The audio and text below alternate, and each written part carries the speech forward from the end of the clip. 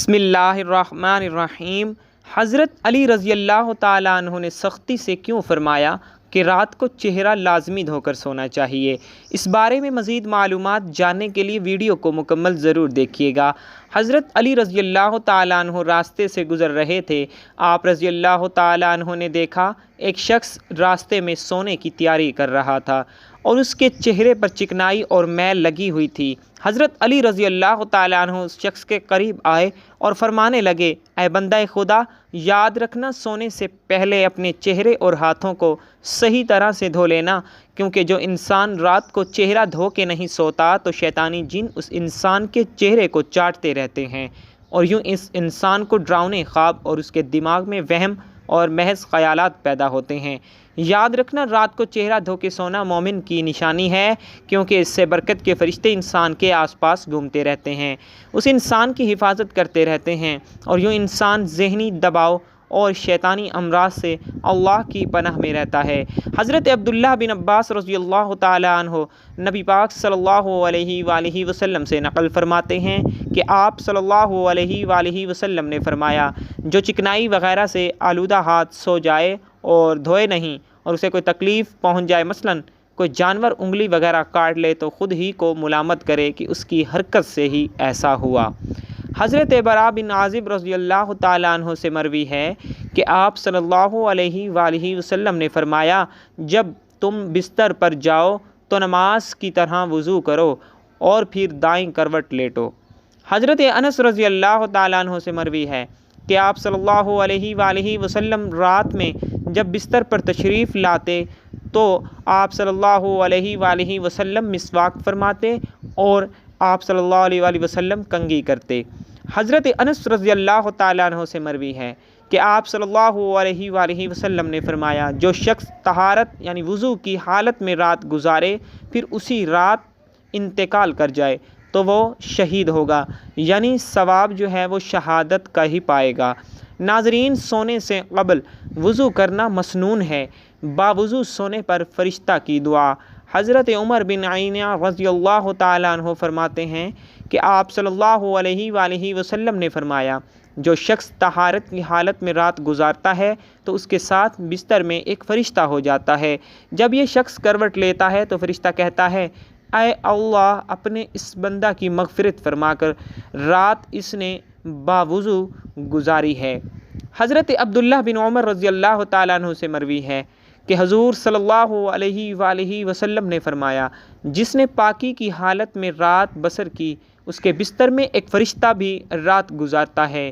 جب وہ شخص اٹھتا ہے تو یہ فرشتہ کہتا ہے کہ اے اللہ، اس بندے کی مغفرت فرما دے۔ حضرت عمر بن حریث رضی اللہ تعالیٰ عنہ فرماتے ہیں کہ نبی پاک صلی اللہ علیہ وآلہ وسلم نے فرمایا، طہارت یعنی وضو کے ساتھ سونے والا روزہ دار شب گزار کی طرح ہے۔ حافظ ابن حجر رحمۃ اللہ علیہ نے ابو مرائے العجلی کے طریق سے ذکر کیا ہے کہ جو شخص پاکی کی حالت میں بستر پر آتا ہے اور ذکر کرتا ہوا وہ شخص سو جاتا ہے تو اس کا بستر مسجد بن جاتا ہے اور وہ نماز و ذکر کی حالت میں رہتا ہے یہاں تک کہ بیدار ہو جائے یعنی جاگ جائے۔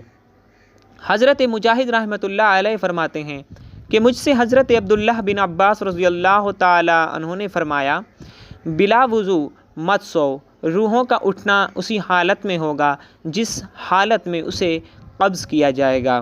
حضرت عبداللہ بن عمر رضی اللہ تعالیٰ عنہ فرماتے ہیں کہ روحیں نیند کی حالت میں عالم بالا کی طرف جاتی ہیں، جو باوضو ہوتی ہیں وہ عرش کے سامنے سجدہ ریز ہو جاتی ہیں۔